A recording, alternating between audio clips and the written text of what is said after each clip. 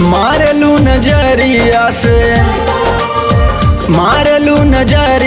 से कर जवा में बान बुझालू तू गोरिया अंजोरिया के चांद बुझालू तू गोरिया अंजोरिया के चांद मारलू नजरिया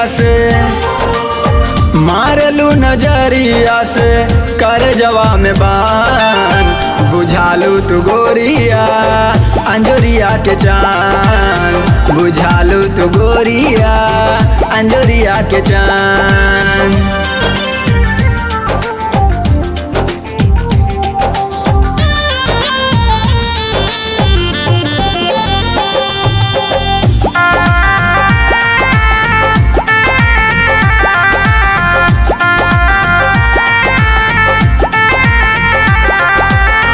एतना कमाल के रूप दिहले भगवान हो तुहरा आगे फीका लागे धरती आसमान हो।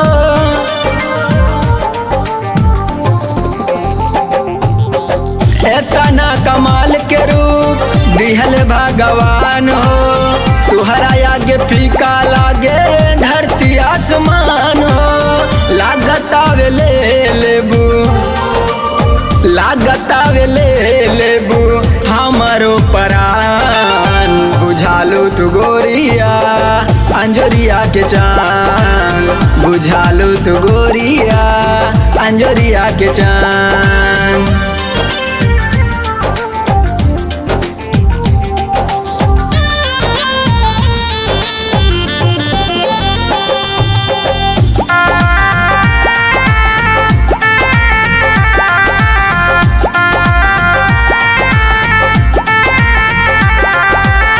स्वामीनाथ करे बड़ा बखान हो सोच सोच अरविंद बावे बड़ी परेशान हो।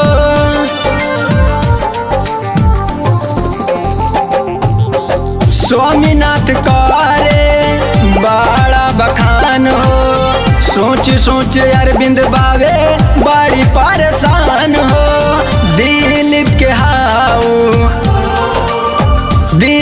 के हाउ जान पहचान बुझालू तू गोरिया अंजोरिया के चांद बुझालू तू गोरिया अंजोरिया के चांद।